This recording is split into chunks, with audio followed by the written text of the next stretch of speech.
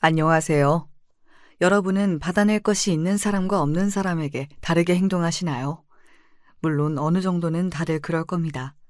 사람은 누구나 자신에게 이득이 되는 방향으로 말하고 행동할 수밖에 없다고 생각하니까요. 하지만 그게 노골적이라면, 그리고 그 정도가 지나치다면 그건 경계해야 하는 일이고, 사람들의 욕을 먹어도 손가락질을 받아도 아무 말을 할 수 없겠죠. 그건 잘못한 게 맞으니까요. 오늘 사연자분의 사연에 등장하는 사람들은 바로 그 선을 넘어서 앞과 뒤가 달랐던 사람들에 관한 이야기입니다. 저는 읽는 내내 세상에는 참 못된 사람들이 많구나 하는 생각을 했던 것 같습니다. 물론 화도 났지만 눈물도 났던 이야기이기도 하고요. 제가 이렇게 이야기하면 많은 분이 어떤 사연을 담고 있는 이야기인지 궁금해하실 거로 생각하는데요. 저를 분노하게 하고 또 눈물 짓게 했던 이야기. 궁금하시다면 오늘도 어디 가시지 마시고 저와 마지막까지 함께 해주시면 감사하겠습니다. 자, 이제 그러면 오늘의 사연 시작해 보겠습니다. 안녕하세요. 저는 경기도에 사는 50대 여성입니다. 오늘 저는 이곳에 굉장히 슬프고도 화가 나는 이야기를 해드리려고 이렇게 펜을 들었습니다. 이런 일은 보다 많은 분이 알아주셔야 하는 일이라고 생각했거든요. 저는 시어머니와 사이가 아주 좋았습니다. 보통 딸 같은 며느리, 엄마 같은 시어머니라는 말을 거짓말이라고들 하잖아요. 저도 그게 완전히 같아질 수는 없다고 생각은 하지만 그래도 저와 저희 시어머니는 어느 정도는 그 말에 맞는 관계였어요. 시어머니는 딸이 없었고 저는 엄마가 없었거든요. 남편은 삼형제 중 막내였는데 형들이 다들 엄청나게 잘나서 치여가며 자랐다고 했습니다. 당연시 아주버님들은 다들 결혼도 잘 하셔서 제 손이 똥서인 동서들은 괜찮은 집안의 사람들이긴 했어요. 대단히 부자고 돈이 많다 이런 건 아니지만 그래도 어디 가서 아쉬운 소리 하지 않고 살 정도는 다들 됩니다.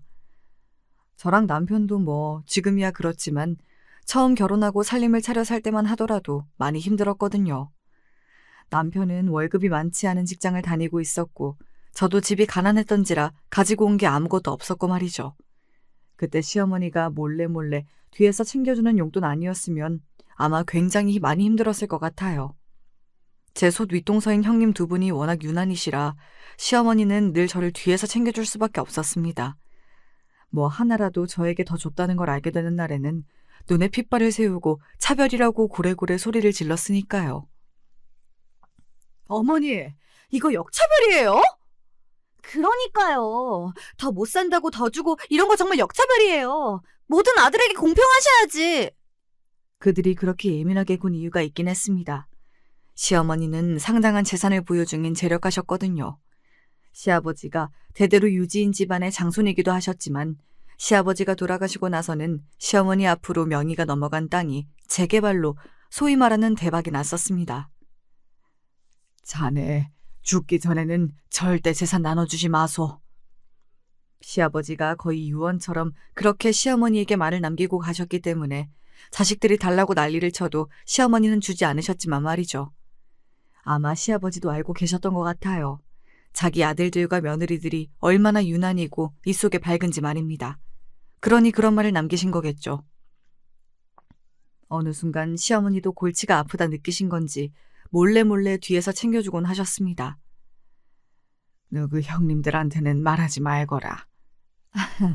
당연하죠. 무슨 소리를 들으려고요. 그것들은 가진 것들이 그렇게 욕심이 많은지 모르겠다. 시어머니는 그렇게 이야기하면서도 그래도 자식이라고 그들을 챙기고 소중하게 생각하셨습니다. 원래 부모란 그런 법이잖아요. 그 생각을 하면 아직도 가슴이 미어지네요. 엄마 없이 자란 저를 유독 더 챙겨주신 건 맞아요. 엄마도 없이 가난하게 하나 제대로 누리는 것도 없이 컸는데 이렇게 착하고 바르다고 저만 보면 입이 닳도록 칭찬하셨습니다. 아마도 형님들은 그게 더더욱 꼴보기 싫었을지도 모르겠네요.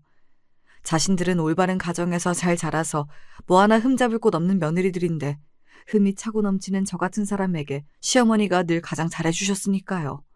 늘 어머님은 막내 동서가 왜 그렇게 예쁘세요? 라는 말을 하곤 했으니 말입니다. 남편이 어느 정도 자리를 잡고 나서부터는 제가 나서서 저에게 더는 도움을 주지 않으셔도 된다고 나중에 똑같이 한 번에 챙겨달라고 했던 것 같아요. 형님들의 그런 말들을 듣는 게 더더욱 스트레스였으니 말입니다. 따지고 보면 그렇다고 시어머니가 두 분 형님 내에 뭘 안 한 것도 아니었어요. 아이들 교육 문제로 해외에 나갈 일이 있다고 하면 그것들을 다 시어머니가 해주기도 했고, 차를 사거나 해야 한다고 했을 때도 목돈을 턱턱 내놓으셨습니다. 정식으로 재산을 물려주진 않으셨어도 할 거 이상으로 이미 다 하고 계셨어요. 복에 겨운 소리라고 저는 늘 생각했던 것 같아요. 그리고 욕심이 참 득실득실한다고도 말이죠. 그런 주제에 귀찮은 일은 하고 싶지 않아 하는 것도 정말 웃겼습니다. 아버님 제삿날 내가 아주 중요한 일정이 있어서 뺄 수가 없을 것 같아. 그래서 조금 늦을 것 같은데 음식은 못하겠네. 나도 그날 세미나가 있지 뭐야. 미안해, 막내 동서. 알고 있었어요. 그들은 그날 아무런 일이 없다는 걸 말이죠. 하지만 하기 싫어하는 사람들 억지로 붙잡고 일 시키는 것도 시키는 사람으로서 스트레스를 많이 받는 일이기도 했고, 무엇보다 그런 마음으로 차리는 제사상이 대체 무슨 의미가 있겠어요. 그래서 그냥 그럴 때면 알겠다고 모르는 척 했었습니다. 네가 드센 형님들 사이에서 고생이 많다. 아니에요. 저도 형님들 없는 게 더 편해요. 그래도 너무 미워하지는 말거라. 어쨌든 한 가족 아니니. 시어머니는 그런 분이셨습니다. 그래도 가족끼리는 잘 지내는 게 좋은 분 말이죠. 워낙 좋은 분이라 남한테 험한 소리도 잘 못하셨고, 며느리들이 자신을 귀찮아해도 그럴 수도 있다고 여기는 그런 분 말이죠. 그래서 나중에 제가 더더욱 분노를 했던 것 같아요. 그런 분에게 그럴 수 있다는 게 너무 화가 나서 말이죠. 시어머니에게 이상한 증상이 느껴진다고 가장 먼저 깨달은 것도 저였습니다. 뭐 그럴 수밖에 없긴 했어요. 다들 시어머니에게는 관심조차 없었고 자주 찾아뵙지도 연락을 해오지도 않았으니까 말입니다. 저 말고는요. 음식물 쓰레기를 내가 여기다 올려놨던 것 같은데. 그거 조금 전에 어머니가 버리셨잖아요. 내가? 생전 처음 듣는 일이라는 듯 말씀하실 때 조금 불안한 마음이 있긴 했던 것 같아요. 하지만 그날 이후로 또 당분간 멀쩡하셨었거든요. 종종 뭔가를 까먹거나 잊어버리는 일이 많으시다고 해서 남편에게 이야기를 했던 적이 있긴 합니다. 어머니 요즘 건망증이 조금 심해지신 것 같은데. 그럴 나이긴 하셔. 혹시 치매나 그런 건 아니시겠지? 설마 병원은 가보셨대? 혹시 치매나 그런 게 아닌가 싶어서 시어머니께 병원을 가보실 것을 권유했지만 시어머니는 자기는 자기가 제일 잘 안다고 그럴 일 없다고 단호하게 말씀하시더군요. 하지만 그런 일은 계속되었습니다. 오죽했으면 형님 두 분이 알아챌 정도였으니까요. 분명히 어제 전화를 하셨는데 오늘 전화를 하셔서는 정말 오랜만에 통화를 한다는 식으로 말씀하시더라고. 그래서 저랑 어제 통화하셨잖아요 했더니 엄청나게 당황하시던데? 어머님 무슨 일 있으신 거 아니지? 어머, 형님한테도 그러셨어요? 저한테도 갑자기 전화해서는 반찬 보내준다고 하셔서 알겠다고 했는데 하도 안 와서 연락드렸더니 자기가 언제 그랬냐고 하시던데? 둘이 함께 그런 이야기를 주고받더니 사뭇 진지하게 이런 결론에 도달하더군요. 치매 아니야? 아무래도 그런 거 같죠? 어머머, 어떡해! 라고 말이죠. 사실 저도 그렇게 생각은 하고 있었지만 입 밖으로는 못 꺼내고 있었거든요. 형님들처럼 치매 환자 보살피기 힘들고 뭐 골치 아프고 그런 걸 떠나 어머님이 아픈 게 싫었어요. 치매 환자들은 굉장히 많이 우울해한다고들 들었거든요. 어머님이 슬퍼하실 게 너무 슬펐습니다. 만약에 치매면 누가 모셔? 아니, 모시긴 누가 모셔요. 요양원에 보내야지. 그치? 치매 환자를 모시는 건 불가능하니까. 요즘 치매 환자 모시는 집이 어디 있어요. 자기들끼리 북치고 장구치고 난리더군요. 저는 더 듣기 싫어서 그냥 그 자리를 피했습니다. 그냥 이렇게 말하고서는 말이죠. 제가 병원 모시고 가서 검사 받으시게 할 테니까 그 전까지는 치매니 뭐니 그런 소리 하지 마세요. 그렇게 말하는 저에게 그 두 사람은 이렇게 이야기했지만요. 하여간 지 혼자 착한 척은 다 해요. 진짜 재수없어. 지가 모실 것도 아니면서 우리한테 난리야. 정말 짜증나요. 구시렁거리는 그들의 말이 저는 사실 들려오지도 않았습니다. 저 머릿속에는 오직 시어머니에 대한 걱정밖에 없었거든요. 그 이야기가 오간 다음 날 바로 시어머니에게 병원을 가보자고 이야기했어요. 그런데 시어머니의 반응이 전혀 예상하지 못했던 반응이었습니다. 내가 가서 검사해봤다. 니들도 느꼈겠지만 치매 맞아. 어머니, 제가 너무 충격받아서 입을 틀어막았어요. 그런 이야기를 덤덤하게 하시는 시어머니의 모습에 제가 정말 가슴이 미어졌습니다. 본인이 혼자 병원에 가고 검사를 받고 병명을 들을 때까지 그 모든 것을 혼자 하셨다고 생각하니 정말 너무 슬펐어요. 제가 울면서 어머니에게 이렇게 이야기했습니다. 왜 말씀 안 하셨어요? 왜요? 너 속상할까봐 그랬다. 그리고 나도 받아들일 시간이 필요했고. 저는 시어머니를 안고 울었습니다. 시어머니도 저를 안고 눈물을 흘리셨어요. 그리고는 시어머니는 저에게 이렇게 이야기하시더군요. 저는 그 말을 듣고 거의 오열했던 것 같아요. 일단은 지내는 데까진 지내보고 요양원에 들어갈 생각이다. 내가 이미 조금 알아봤어. 왜 그러셨어요? 그걸 왜 알아보러 다니세요? 혼자 요양원을 알아보며 무슨 생각을 하셨을지, 어떤 마음으로 요양원을 알아보고 다니셨는지, 그 마음이 저는 상상조차 되지 않았던 것 같아요. 그저 눈물만 났습니다. 그거 말고는 할 수 있는 게 없었던 것 같아요. 그리고 얼마 지나지 않아 제가 가족 모임을 소집했습니다. 원래 형님들도 제가 다 같이 보자고 하면 말끝에 꼬투리를 잡고 늘 네가 뭔데 모이라 마라 라는 식으로 이야기하냐 뭐 그런 반응이었는데 이번에는 순순히 오더라고요. 아마 제가 무슨 이야기를 할지 다 알았던 것 같습니다. 본인들도 예상하였을 테니까요. 어머니 치매 맞지? 그치? 아닐 수가 없어. 그건 치매가 맞아. 그러면 이제 정말 요양원을 알아봐야 하나? 그러니까 그건 막내 동서가 알아보면 되지 않니? 자기들끼리 아주 그냥 이미 요양원에 보냈더라고요. 제가 한숨을 푹 내쉬었습니다. 아니, 무슨 요양원에 보낸다는 소리가 그렇게 바로 나올 수가 있어요? 그러면 뭐 모시고 살아? 어차피 막내 동서도 그럴 여유 없잖아. 그니까 자기가 모실 것도 아니면서. 제 직업을 이야기하지 않았죠. 저는 공무원이거든요. 아무래도 일을 하고 있다 보니 모시고 사는 게 힘들긴 했습니다. 큰형님은 하실 수 있잖아요. 어머머, 치매 걸린 노인을 내가 어떻게 모셔? 사실 저도 상황이 안 되는데 누군가에게 모시라 말아 할 수도 없는 노릇이긴 했어요. 그래서 회의를 소집했던 것이었는데 큰형님네나 작은 형님네 두 집 모두 시어머니를 모실 생각은 없어 보였습니다.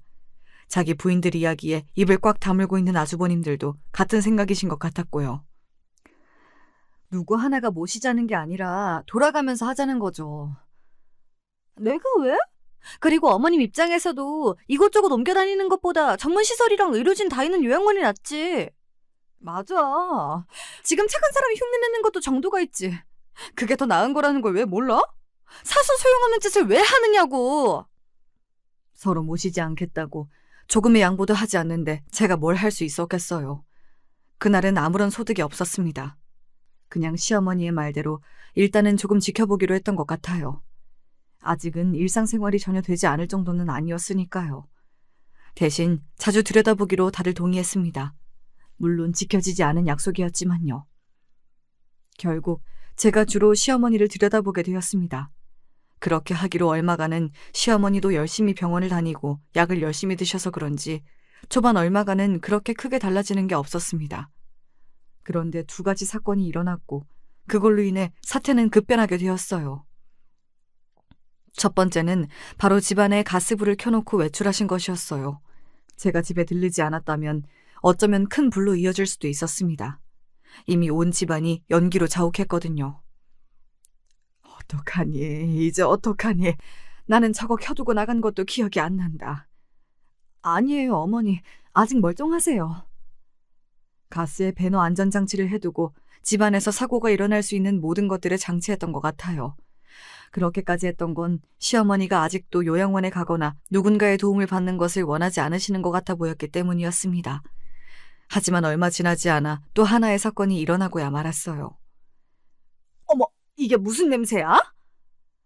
그 이후로 시어머니 댁에 거의 오지 않은 큰형님이 정말 웬일로 과일을 사서 들고 시어머니 댁을 온 날이었어요. 하필 그날 말입니다. 어머님! 지금 여기서 뭐 하세요?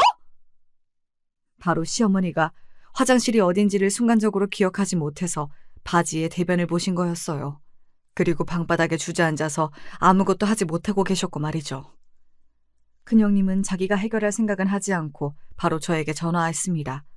시어머니는 그 상태로 가만히 앉아서 제가 올 때까지 온몸에 똥을 묻히고 계셨고 말이죠.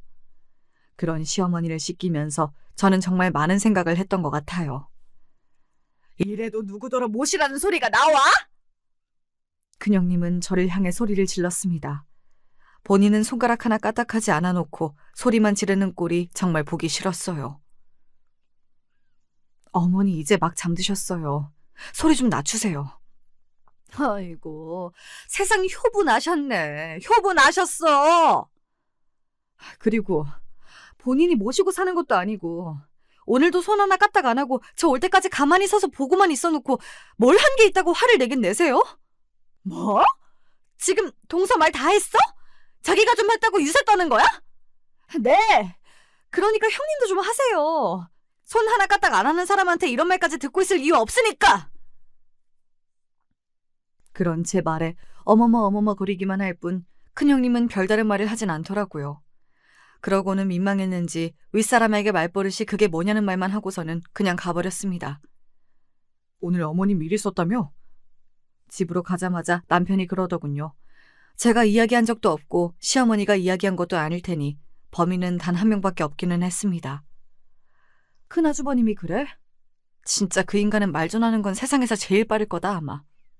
당신이 고생 많았네. 아니야, 나는 괜찮아. 근데 아주버님이 별말은 안 하셔? 다시 한번 만나서 이야기를 제대로 해봐야 하지 않겠냐고. 피한다고 피할 수 있는 문제가 아니긴 했습니다. 그래서 만나기로 했어요. 저는 거기서 시어머니의 거처에 관한 이야기를 주로 할 거로 생각했거든요. 요양원에 모실지 어쩔지 하는 문제 말입니다. 하지만 아니었어요. 어머니 상태가 이렇게 급하게 안 좋아지실 줄은 아무도 몰라서 미처 이야기하지 못했다. 정리할 건 해야지. 무슨 정리 말씀하시는 거예요? 어머님 재산 말이다. 시어머니의 재산이 아직 정리되지 않은 상태였거든요. 시어머니가 상태가 어떤지에 대한 걱정과 그리고 앞으로의 거처에 대한 고민은 하지도 않는 것 같은 그 태도에 질렸던 게 기억이 납니다. 적어도 저는 큰아주버님은 그래선 안 된다고 생각했어요. 예전에 시어머니에게 이런 말을 들었던 적이 있었습니다. 내가 우리 큰아들 살리려고 정말 별의별 짓을 다 했었는데. 왜요? 큰아주버님 머리 아프셨어요? 희귀병이라고 병명도 모른다고 그런데 애는 아프다고 맨날 잠도 못 자지. 내가 속이 얼마나 새카맣게 타들어가는지 모른다. 그때 병원에서 10살 넘기기 힘들 거라고 그랬는데 기적이지, 기적이야.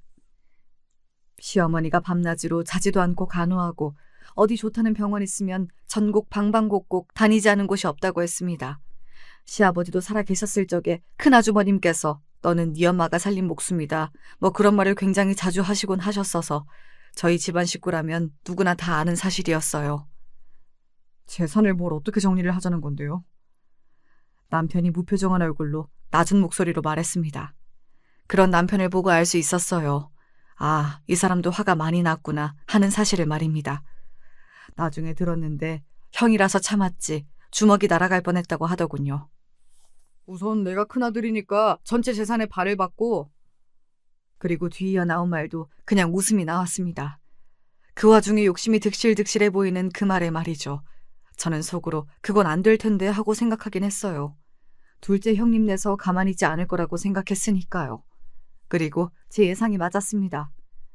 걔 무슨 소리세요? 형님이 반을 가져간다니. 내가 첫째니까 당연한 거 아니냐? 큰아주버님의 그 말에 저도 화가 나긴 했습니다. 물론 작은아주버님과는 다른 이유로 말이죠. 도대체 자기가 첫째라서 어머님한테 한 게 뭐가 있다고 이럴 때만 첫째 타령을 하는 건지 기가 막히더군요. 아니, 그게 무슨 말이에요? 그러면 형님이 어머님을 모시기라도 할 거예요? 내가 왜 모셔? 아무것도 하는 것도 없으면서 첫째라는 이유 하나만으로 돈은 더 가져가겠다? 그거 너무 양심 없는 거 아니에요? 뭐? 너 지금 형님한테 말 다 했냐? 이럴 때만 형님이지 아주. 형님이 형님이라서 한 게 뭐가 있다고 돈을 더 가져간다는 거요? 오히려 형님이라고 누리는 것만 더 많았으면서 어머님 재산도 반이나 가져가시겠다? 나는 절대 동의 못해요. 저는 큰 아주버님 입에서 반이라는 말이 나올 때 이미 이렇게 될 거라는 걸 짐작하고 있었거든요. 그래서 그냥 아무 표정 없이 두 집안 식구들을 바라봤습니다. 한편의 드라마를 보는 것 같더군요. 막장 드라마 말이죠. 아니, 아주버님 말이 좀 그렇네. 우리가 한 게 없기는 뭐가 없어요? 이러나 저러나 큰아들이라고 부담 느끼면서 자주 들여다본 것도 우리고 반찬도 해다 나르고 그랬는데. 자주 들여다봤다니요. 뭐 둘째 형님네보단 그랬을 수도 있겠죠. 그런데 그건 지나가던 개도 웃을 이야기였습니다. 들여다볼 때도 과일 같은 거 사와서는 주고 가는 정도였어요. 길게 있으면 1시간? 그냥 얼굴 비추는 정도였습니다. 게다가 반찬이라니 정말 기가 막히더군요. 다 사왔고 그마저도 1년에 한두 번 있는 일이었습니다. 저 사람들이 대체 무슨 소리를 하는 건지 저는 가만히 팔짱을 꼈습니다. 고작 저희보다 몇 번도 들여다본 정도로 재산을 반이나 가져가시겠다고요? 형님은 대체 양심이 어디 붙어 있는 거예요? 뭐? 동서 지금 말 다 했어? 아주 그냥 위아래가 없구만 없어. 형님이 형님 같지 않은데 무슨 위아래를 찾아요? 뭐? 너 지금 말 다 했냐? 그때였어요. 남편이 갑자기 앞에 있던 테이블을 정말 큰 소리가 나게 내리쳤습니다. 쾅 하는 소리와 함께 모두의 입이 다물어졌어요. 그러고는 그 모든 시선이 남편에게로 향했습니다. 저도 놀라서 남편을 바라봤어요. 다들 시끄러워요. 이게 무슨 추태입니까? 원래 남편은 어지간해서는 화를 내지 않는 사람이었거든요. 큰 소리가 나는 것도 본인이 내는 것도 싫어하는 타입이었어서 정말 큰일 아니면 본인이 다 손해를 보고 마는 타입이었습니다. 뭔가 조금의 이득을 위해 물고 뜯고 하면서 싸우는 것을 좋아하지 않기도 했고 말이죠. 아마 그래서 아주버님 두 분은 본인들끼리 정리가 되면 남편은 순순히 따라올 거라고 생각했을 거예요. 그래서 남편의 그런 행동에 굉장히 놀란 것처럼 보였습니다. 너는 갑자기 왜 그러니? 말로 하지 왜 테이블은 내려치고 그래? 두 사람은 그렇게 이야기하면서 남편의 눈치를 보더군요. 그때는 정말 한편의 코미디 영화를 보고 있는 것 같은 기분이 들었던 것 같아요. 지금 어머니가 아프신데 자식들끼리 재산 나누는 걸로 이렇게 싸우는 게 말이 된다고 생각하세요? 한 푼이라도 더 받겠다고 형제들끼리 이러는 거 진짜 부끄럽지도 않으시냐고요. 형님들이 전에 그랬던 적 있죠? 아버지가 왜 돌아가시면서 우리한테 안 나눠주고 어머니한테 다 주셨는지 그 이유를 정말 모르시겠어요? 그러니까요. 이 정도면 7살 먹은 어린애도 알겠다고 생각했습니다. 저렇게 욕심이 득실득실하고 돈밖에 모르는 인간들에게 주는 게 싫으셨던 거겠죠. 주고 나면 부모는 모른 척하고 어디다 내다버릴 수도 있는 인간들이라고 생각하셨을 테니까요. 무슨 소리를 하는 거냐? 그나주버님이 애써 모르는 척 그렇게 말했습니다. 아버지가 예전에 한번 저 불러다가 이렇게 말씀하신 적이 있으세요. 그건 저도 모르는 이야기였습니다. 정말로 처음 듣는 소리였어요. 마음 같아서는 저한테 다 물려주고 싶은데 그래도 저것들도 자식이라고 그러지는 못하겠고 니들 어머니한테 다 주는 이유는 너도 알다시피 두 녀석 다 아직 정신을 못 차린 것 같아서 그런 거라고. 다 줬다가 니네 엄마 모르는 척 팽개칠 것 같아서 어머니한테 무기로 주는 거니까 너무 서운해하지 말라고요. 아마 아주버님 두 분 다 짐작은 어느 정도 하긴 했을 겁니다. 왜 아버지가 자신들에게 재산을 물려주지 않았는지 말이죠. 하지만 그렇게 직접적으로 듣는 건 조금 충격이긴 했을 거예요. 그리고 조금은 부끄러운 마음이 들긴 했겠죠. 속이 완전히 꿰뚫린 거니까요. 아버지가 정말로 너를 불러다가 그런 이야기를 하셨다고? 네. 그리고 유언장도 작성하셨었어요. 유언장? 어머니랑 같이요. 시어머니의 유언장이 있다는 사실은 모두가 그날 처음 들은 소리였어요. 어머님 유언장도 있다는 말씀이세요? 네. 그러니까 우리끼리 여기서 이러고 있어봐야 아무런 소용이 없다는 말이에요. 그 네 사람은 그제야 입을 다물더군요. 그 꼴 또한 정말 우스워서 누군가에게 보여줄 수 있다면 보여주고 싶어질 정도였습니다. 그리고 며칠 지나지 않아 바로 시어머니의 유언장이 공개되었어요. 애초에 사망하거나 유사시 공개를 하기로 했었고 지금은 유사시라고 변호사도 생각한 것 같더라고요. 바로 공개가 되었습니다. 동산과 부동산을 포함한 재산 총 80여억 원을 3등분해서 똑같이 증여한다. 결론적으로는 그렇게 쓰여 있었습니다. 아니, 3등분이라니. 이거 어머니 제정신일 때 쓰신 거 맞아요? 그러네. 멀쩡하지 않을 때 쓰신 거면 효력이 없는 거 아니에요? 그쵸? 정말 그 무슨 말도 안 되고 패륜적인 말이냐고요. 저 같으면 제가 부모에게 그 정도로 잘하지 못했다면 3등분 해준다고 하는 것도 굉장히 감사하고 감동하였을 것 같거든요. 본인들도 본인들이 잘하지 못했다는 걸 알고 있었습니다. 그러니까 뭘 했냐는 남편의 말에 입을 다물었던 거라고 말이죠. 그런데 안 준다는 것도 아니고 준다는데, 그것도 덜 준다는 것도 아니고 공평하게 나눠준다는데 그렇게 노발대발할 수가 있느냐는 말입니다. 제가 그 문제에 있어서 그날 처음으로 입을 열었던 것 같아요. 대체 양심들이 있으신 거예요? 없으신 거예요? 지금 어머님이 아프신 걸로 그런 이야기가 나와요? 해도 정도가 있지. 자식 맞냐고요? 제가 다 눈물이 나올 것 같았습니다. 지나간 시어머니의 세월이 너무 아깝고 그 마음을 하나도 몰라주는 자식들이 너무해서 말이죠. 시어머니가 정말 불쌍하다는 생각이 들더라고요. 하지만 양심이 없는 사람들이라 그런지 제 말에도 아랑곳하지 않았습니다. 지금 나한테 소리 지른 거야? 막내 똥서 정말 위아래가 없네? 위아래 있으신 분이 어머님을 두고 그런 소리를 해요? 지금 어머님 여기 안 계시잖아요. 안 계시면 그러면 해도 되는 거예요? 치매라서 유언장이 잘못된 걸 수도 있다니. 그건 짚고 넘어가야 하는 문제가 맞지. 그때였습니다. 이 가관인 상황을 모두 지켜보고 있던 그곳에서 가족이 아닌 유일한 타인이었던 변호사가 할 말이 있다는 듯 손을 들었어요. 모두의 시선이 그곳으로 향했습니다. 이제 제 할 말을 해도 될까요? 어머님은 이 유언장을 8년 전에 작성하셨습니다. 고로 치매 증상이 오시기 전에 작성하신 거죠. 그러니까 이 유언장은 효력이 있고요. 그때 공증까지 다 받아둔 거예요. 그제야 큰 형님네 부부는 입을 다물었습니다. 하지만 끝까지 어머님이 이해가 안 된다는 둥, 이거 법적으로 문제를 제기할 수 없냐는 둥, 말도 안 되는 소리를 해댔어요. 그리고 그날 이런 문제로도 큰 싸움이 날 뻔했습니다. 얼른 어머니 요양원으로 모셔. 똥오줌도 못 가리는 노인네 언제까지 저렇게 둘 거야? 왜들 이렇게 멍청하냐고. 제가 알아서 해요. 알아서 하기는 뭘 알아서 해. 그러면 우리는 이제 안 들여다봐도 돼? 그 말에 제가 비웃음이 비집고 나오는 것을 참을 수 없었습니다. 언제는 들여다보셨어요? 뭐? 언제는 되게 들여다보신 분들처럼 말씀하시네요. 내가 정말 어이가 없어서. 어머님 아프시고 제대로 단 한 번이라도 간호다운 간호를 하신 적이 있으시냐고요. 하나도 한 게 없으면서 어디서 두 눈이 많으니 하고 있어요 지금? 지금 어머니 간호 좀 했다고 유세 떠는 거야 뭐야? 네! 유세 떱니다. 안 하신 분들 앞에선 떨어도 되잖아요. 뭐가 그렇게 당당하세요? 뭐가 그렇게 떳떳해서 두 눈이 많으니 하시냐고요. 대체 한 게 뭐가 있다고? 그런 저를 가만히 보고 있던 작은 형님이 입을 열었습니다.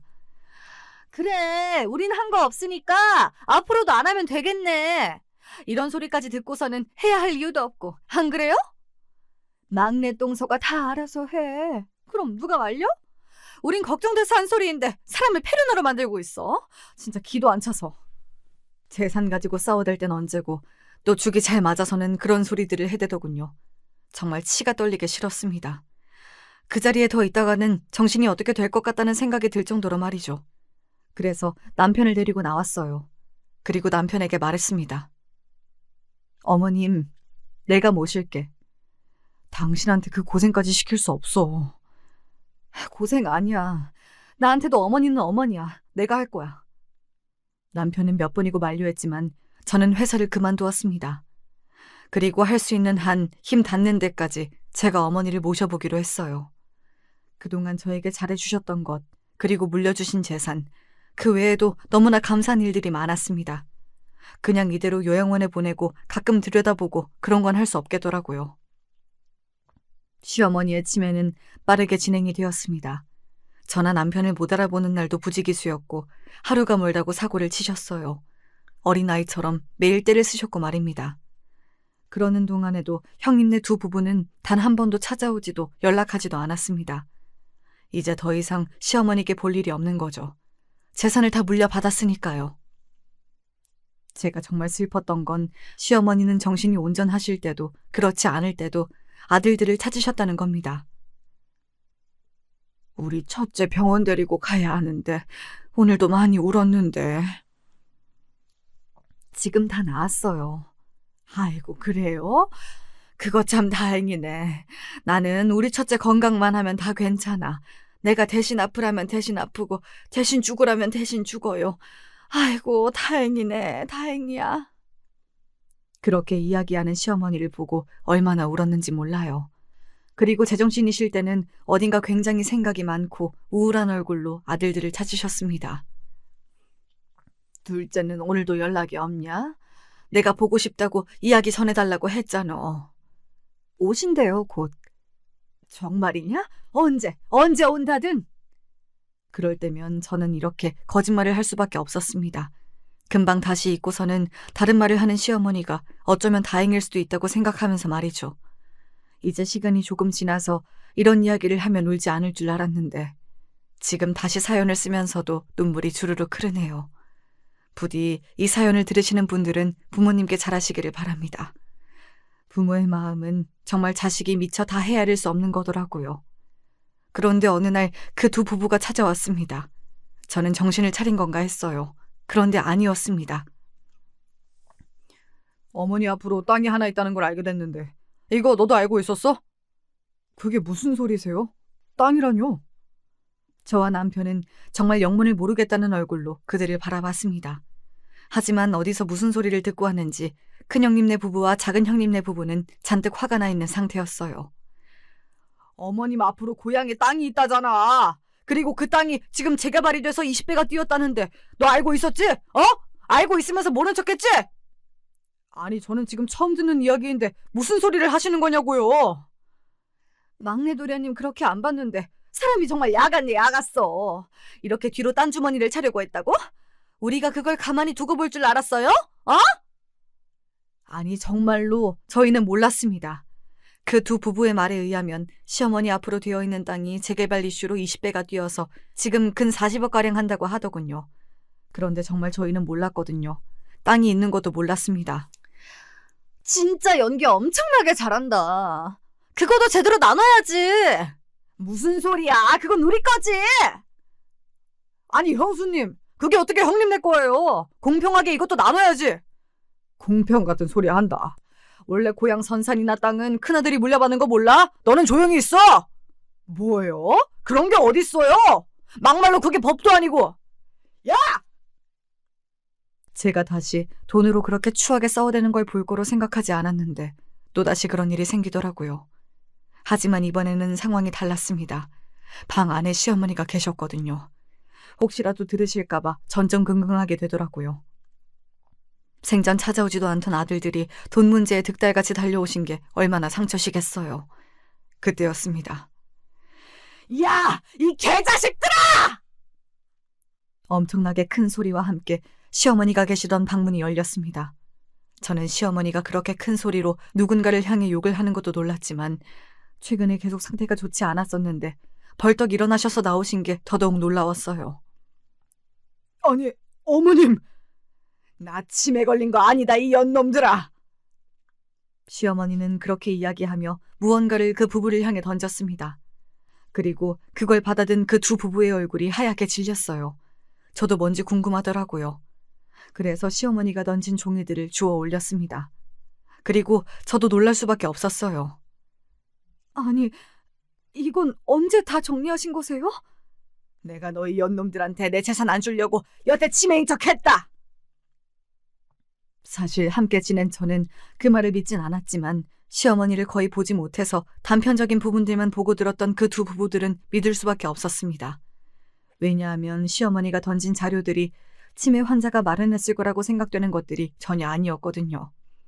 그것들이 뭐였냐면 그동안 시어머니를 방치했던, 모시지 않으려고 서로 떠넘겼던 대화의 내용들과 그리고 유언장에 적힌 재산을 물려받은 뒤에 연락 한번 하지 않았던 증거 자료들, 그리고 마지막으로는 그러한 이유로 큰아들과 둘째 아들에게 그 땅을 주지 않고 막내 아들 앞으로 명의를 이전한다는 서류들이었어요. 아니, 어머니 이걸 어떻게... 그보다 정말 치매가 아니셨다고요? 그래, 이 버러지 같은 것들아. 어떻게 그럴 수가... 아니, 그게 말이 돼요? 대체 왜?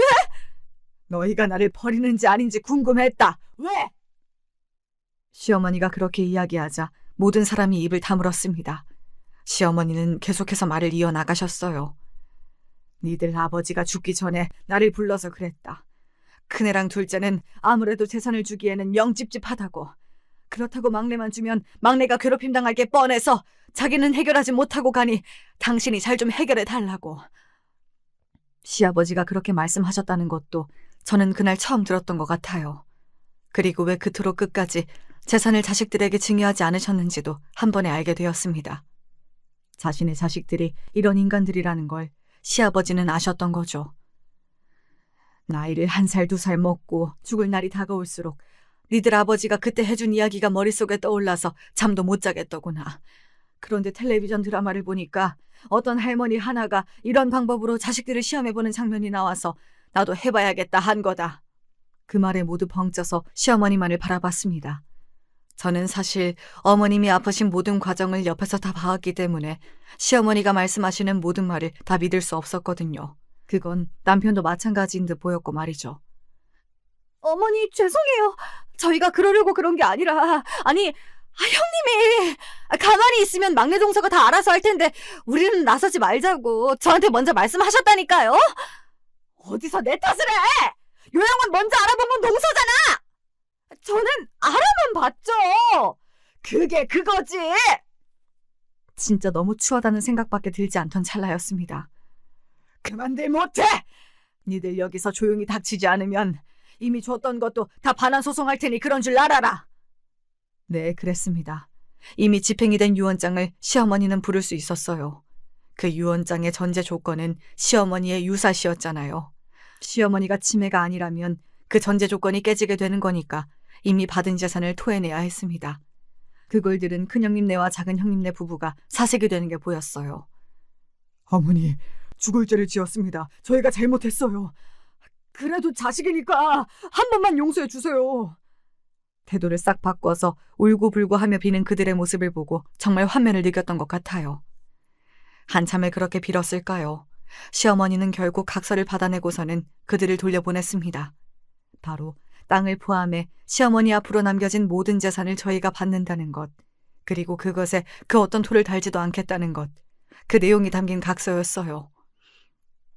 두 분 아주버님은 끝까지 설득하려 했지만 시어머니는 설득이 되지 않았고 이미 받은 돈을 지켜야겠다는 마음에서 두 사람 다 각서에 사인을 했습니다.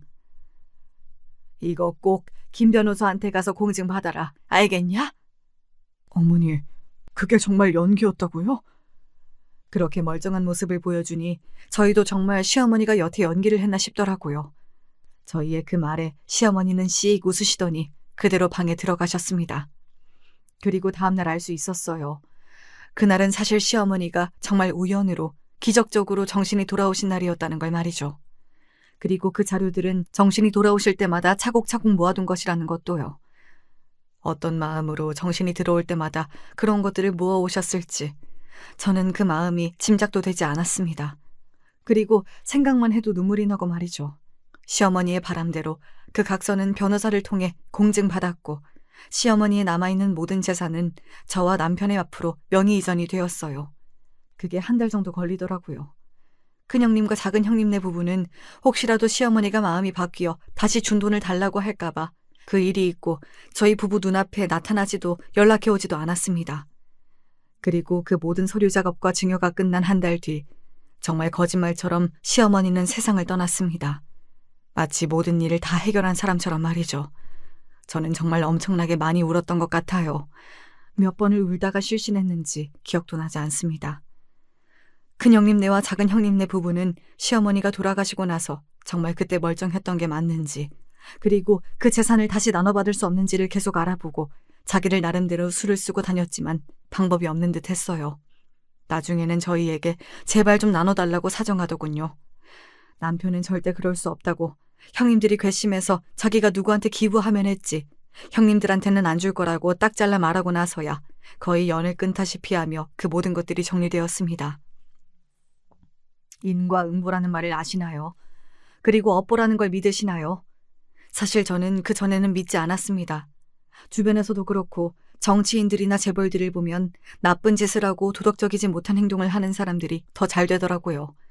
착하게 사는 사람들만 손해를 보는 세상이라고 생각했으니까요. 그런데 제가 그 말이 그래도 어느 정도 맞는 말일 수도 있겠다고 생각하게 된 사건이 2개 있었습니다. 큰 형님네와 작은 형님네에 공평하게 하나씩 말이죠. 그것도 참 신기한 것 같아요. 우선 큰 형님네는 사고가 있었습니다. 뺑소니 사고라고 했어요. 한밤중에 술을 마시고 길거리를 걷던 큰 형님이 사고를 당한 겁니다. 제법 큰 사고였어요. 다행히 목숨에는 지장이 없었지만 머리를 크게 다쳐서 그 후유증으로 한쪽 팔과 한쪽 다리를 제대로 쓰지 못하게 되셨습니다. 그래서 옆에 사람이 늘 붙어 있어야 했고 말이죠. 하지만 큰 아주버님은 물론 조카들 그 어느 하나도 큰형님을 돌보려 하지 않는다는 말을 전해 들었어요. 하루아침에 사람이 그렇게 된 거니까 안타깝기도 했지만 이제는 시어머니의 심정을 조금이나마 알겠네 하는 생각이 들 수밖에 없었습니다. 병문안을 갔을 때 큰형님이 저에게 이렇게 이야기하더군요. 내가 이러고 누워있는 거 보니까 고소해? 라고 말입니다. 뭐 전혀 그렇지 않다면 그건 거짓말이겠지만 그래도 사람이 하루아침에 그런 사고를 당해 장애를 가지게 되었는데 그런 마음만 있다는 것도 거짓말이었어요. 그래서 저는 솔직하게 이야기했습니다. 그런 마음이 아예 없다면 그것도 거짓말이긴 하겠죠. 그래도 아파서 누워있는 사람 대상으로 그렇게까지 생각하고 싶진 않고 다만 시어머니 마음이 어떨지 한 번이라도 생각해 보셨으면 좋겠어요. 치매랑 이거랑 같아? 아직도 그런 말이 나오는 거 보니 정신 못 차리신 것 같네요. 형님 아무도 안 돌보려고 하는 것도 다 형님 업보예요. 앞으로 감수하며 사세요. 그렇게 이야기하며 나오는데 뒤에서 고래고래 소리를 지르는 게 들려왔습니다. 이게 왜 업본데? 내가 뭐 어쨌는데? 라는 소리 말이죠. 그리고 작은 아주버님네는 받은 재산으로 어디 잘못 투자했다고 들었어요. 그래서 거의 받은 재산의 반 이상을 날렸다고 들었습니다. 돈이 어디 묶여 있어서 당장 갚아야 할 돈이 없다고 저를 찾아왔던 적이 있어요. 왜 저를 찾아오세요? 그렇게 사이 좋으셨던 큰형님한테 안 가시고요. 누워있는 사람한테 어떻게 돈을 달라고 해. 그리고 그렇게 안 친했어. 저희는 못 드려요. 남편이랑 저랑 그리고 어머니랑 약속했거든요. 절대 큰 형님네나 작은 형님네에 돈을 주는 일은 없을 거라고요. 그니까 애쓰지 마시고 돌아가세요. 물론 바로 포기하지 않고 몇 번 더 부탁하긴 했지만 남편이 나서서 찾아오지 말라고 다시 한번 이야기를 하고 나서는 지금까지는 조용하긴 합니다. 하지만 워낙 돈에 사족을 못 쓰는 양반들이라 언제 다시 찾아올지는 모를 일이에요. 저와 남편은 절대 주지 않기로 결의를 했고 말이죠. 그리고 아마 그건 지켜질 겁니다. 시어머니를 생각할 때마다 각오를 다지게 되거든요. 제 이야기는 여기까지입니다. 사연을 쓰다 보니 시어머니가 무척이나 보고 싶어지네요. 그리고 어머님이 불쌍해서 눈물도 많이 났고요. 몇 번이고 무정하고 자신을 모른 척하는 자식들을 품어주려 했는데 끝끝내 바뀌지 않은 자식들을 보며 시어머니는 무슨 생각을 하셨을까요? 그런 생각만 하면 너무 슬퍼져서 하지 않으려고 해도 자꾸 그런 생각이 들곤 합니다. 내일은 시어머니가 계신 곳에 남편과 함께 가기로 했거든요. 시간이 날 때마다 종종 찾아가서 이런저런 이야기를 하고 오곤 하는데 그러면 마음이 조금 풀리기도 하고 그렇더라고요. 시어머니도 부디 마음의 응어리를 풀고 좋은 곳에서 웃으며 제 이야기를 들으시기를 바랄 뿐입니다. 그리고 강한 분이니 그러실 거라고도 믿고요. 이제 그만 이야기를 마무리해야겠네요. 마지막까지 들어주셔서 감사합니다. 건강이 최고니까 언제 어디서나 건강하세요.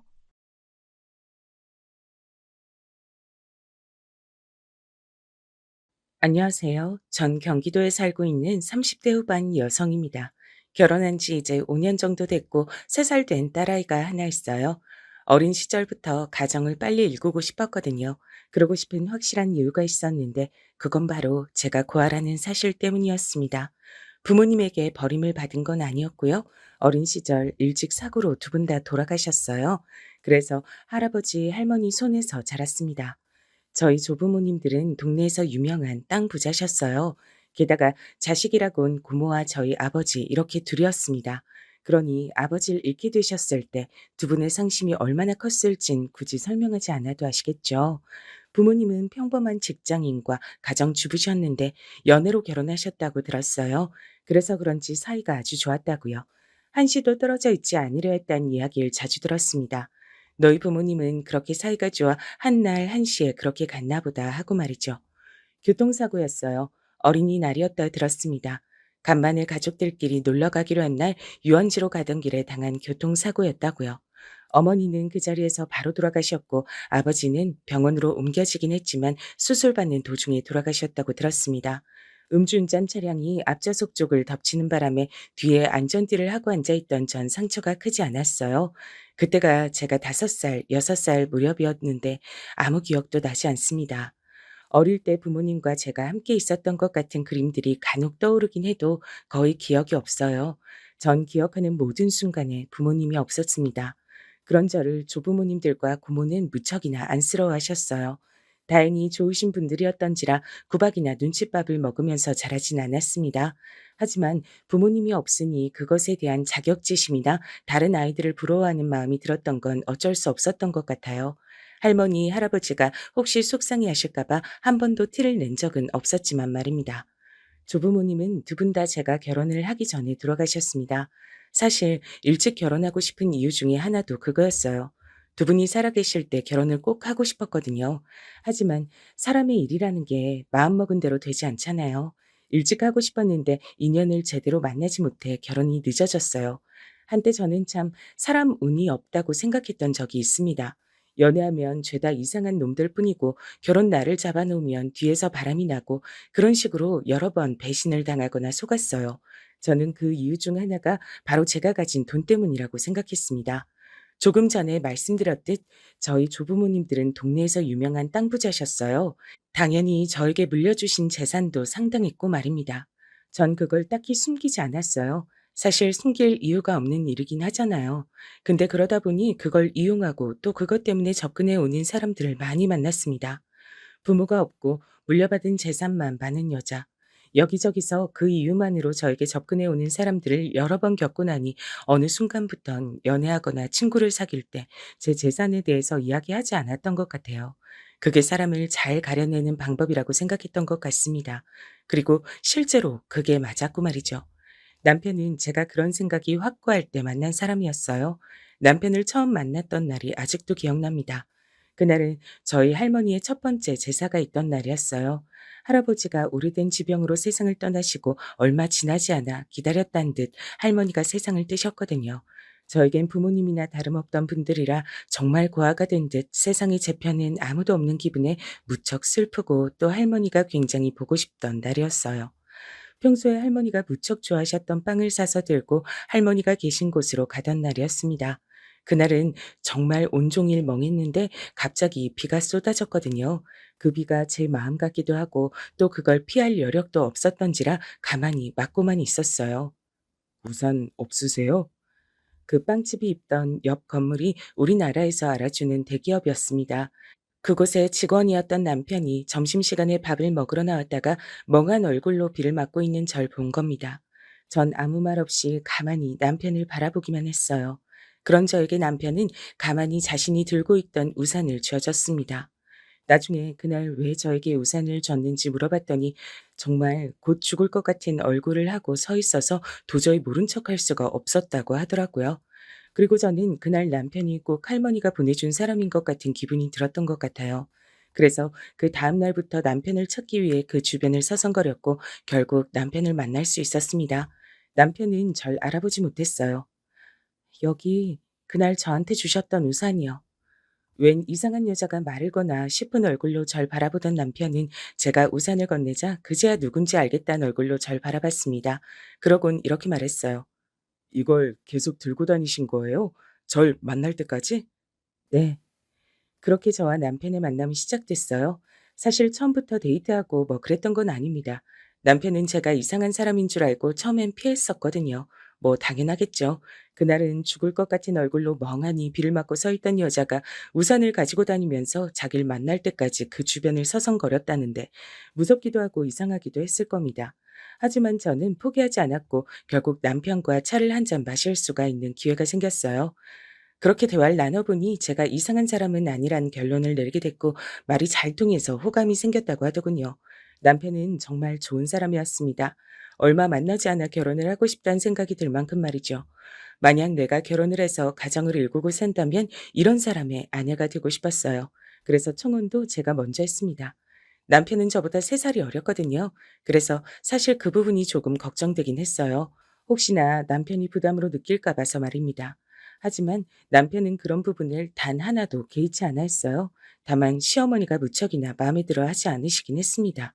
저희 두 사람이 결혼을 약속하고 시댁 어르신들에게 첫 인사를 갔던 날이었어요. 3살이 많다고? 네.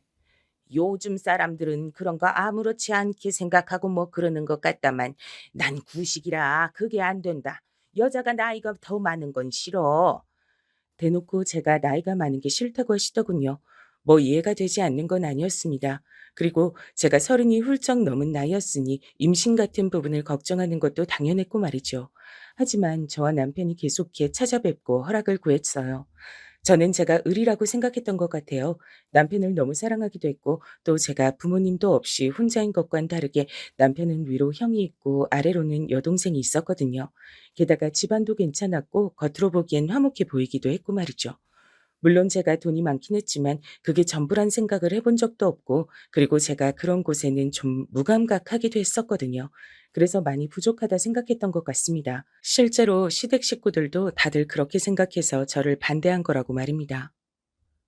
조건도 더 안 좋은데 부모님도 안 계시고 나이까지 많은 며느리. 세상 그 어느 부모님이 반가워하겠어요. 반대하시는 마음이 충분히 이해도 됐습니다. 하지만 전 남편을 포기할 수 없었어요. 그래서 을을 자처했습니다. 안 좋은 소리를 하셔도 가만히 듣고 또 시키는 건 뭐든 하면서 말이죠. 그렇게 얼마간의 설득으로 결국 저와 남편은 결혼하게 됐어요. 친구들은 네가 가진 재산을 얘기하면 얼씨구나 하면서 모셔갈 텐데 왜 그렇게 힘들게 돌아가냐 했지만 앞서 이야기했듯 전 그게 그렇게 중요하다고 생각하지 않았거든요. 그렇게 생각한 가장 결정적인 이유는 바로 남편에게 있었습니다. 아, 그 건물이 당신 거라고? 제가 가지고 있는 건물에 대해 이야기했을 때 남편은 정말 별 감흥이 없어 보였거든요. 그게 뭐가 중요하냐는 듯 말이죠. 사실 남편의 그 태도에 남편에 대한 신뢰가 더 커지기도 했고 말이죠. 그래서 제가 가진 재산에 대해 시댁 식구들에게 따로 이야기하진 않았어요. 물어보지 않는데 괜히 먼저 얘기하는 것도 자랑 같기도 하고 또 그걸 얘기한다고 크게 달라지려나 하는 순진한 생각을 했던 것 같아요. 그래서 제 재산에 관한 구체적인 내용은 남편을 제외하곤 시댁 식구들이 아무도 몰랐습니다. 시어머니는 식당을 하셨거든요. 나름 동네에선 장사가 좀 되는 편이긴 했어요. 전 결혼과 동시에 시어머니가 운영하는 식당에서 일을 해야 했습니다. 노는 손도 따모하니 식당에 와서 일이라도 해. 사실 남편만큼은 아니었지만 저도 나름 좋은 대학을 나와서 다니던 회사도 있었어요. 하지만 할머니 할아버지가 돌아가시고 나서 삶의 모든 의욕이 사라졌을 때 도저히 일에 집중을 할 수가 없어서 그만뒀었습니다. 그 이후론 하는 일이 없긴 했어요. 딱히 꿈이나 하고 싶은 것도 없었기 때문에 조부모님들이 물려주신 재산을 쓰면서 허송세월을 보내고 있었거든요. 남편을 만나기 전까진 말입니다. 시어머니는 절 데려다 쓰고 거기 일손을 하나 줄여서 인건비를 낮추겠다는 생각이셨던 것 같아요. 딱히 저에게 월급을 주진 않으셨거든요. 집안일 돕는 건데 월급 같은 건 안 줘도 되지? 뭐 딱히 바라지도 않았고 그 돈이 필요한 것도 아니었지만 노골적으로 속내가 빤히 보이는 그 말엔 기분이 나쁘긴 했습니다. 하지만 내색하진 않았어요. 그리고 군말 없이 시어머니의 식당에서 일했습니다. 시어머니는 좋은 사장님은 아니었어요. 한 푼 두 푼에 전전긍긍하고 혹시나 직원들이 실수로 매출에 영향을 주는 문제가 생기면 작은 일에도 아주 크게 화를 냈습니다. 그리고 항상 돈, 돈 했고 말이죠. 시어머니의 식당이 있는 건물의 건물주가 월세를 올린다고 한 번 난리가 났던 적이 있었어요. 그만큼을 감당할 여력이 되지 않아 직원들만 쪼며 성질이란 성질은 다 부리고 있을 때 제가 그 건물을 샀습니다. 물론 시어머니 몰래 말이죠. 그러곤 월세를 낮췄어요. 시어머니를 위해서 한 일은 아니었습니다. 그 식당에서 일하면서 다른 직원분들과 정이 쌓이기도 했었고 하도 성질을 부리시니까 돈 문제가 해결되면 덜하지 않을까 하는 생각에 그렇게 했던 거였어요. 그리고 일시적으로나마 좋아지긴 했었고요. 물론 잠시였지만요. 사실 그 식당에서 계속 일했다면 얼마 지나지 않아 제가 사실은 그 건물의 주인이란 사실을 밝혔을지도 모릅니다. 묻어난 저도 점점 버티기 어려울 만큼 시어머니의 짜증은 날로 심해졌으니까요. 그런 생각을 하고 있을 무렵 제가 임신을 했어요. 나이가 좀 들어서 한 임신이라 병원에선 안정을 취하는 게 좋겠다고 했고 손자에 그 누구보다 진심이셨던 시어머니는 그날로 식당에 나오지 말라고 하시더군요. 그렇게 전 시어머니의 식당을 그만뒀습니다. 그리고 아이를 낳고 나선 아이는 엄마 손에서 커야 한다며 저보고 살림만 잘 살라고 하셨고 말이죠. 뭐 그렇다고 시집살이가 아예 없어진 건 아니었어요. 시어머니가 부르면 나가서 음식을 하고 집 청소를 하고 손님들을 모시고 그런 건 다 제 몫이었습니다. 아까 이야기했듯 남편은 둘째거든요. 위로 형이 있고 당연히 저에게도 형님이 있어요. 하지만 형님에겐 그런 걸 시키지 않았습니다. 형님은 교수였거든요. 남의 시선이나 조건 이런 것들을 중요시 생각하셨던지라 교수인 첫째 며느리를 정말 많이 예뻐라 하셨어요. 당연히 저와는 아주 많이 다른 태도로 말이죠. 대놓고 차별을 하셨습니다. 제가 아무리 묻어나고 그런 거에 크게 상처받지 않는 성격의 사람이라고 해도 그렇게 노골적인 차별 앞에선 저도 마음이 상하긴 했어요. 네가 첫째 생일상 좀 차려라. 제가요? 왜? 싫으냐? 하나뿐인 손이 똥서 생일상 차리는 게 뭐 그렇게 힘든 일도 아니잖니. 제 생일은 단 한 번도 챙겨주신 적도 없고 말로라도 축하한다고 한마디 해주신 적 없으셨던 분이 어느 날은 형님 생일상을 저에게 차리라고 하더군요. 이유는 하나였습니다. 전에 형님이 제가 한 음식이 입에 맞는다고 이야기하신 적이 있으셨거든요. 절 시집살이 시키신 건 시어머니뿐만은 아니었어요. 남편에게 여동생도 하나 있다고 말했었잖아요. 그 시누이가 참 유난히 심했습니다.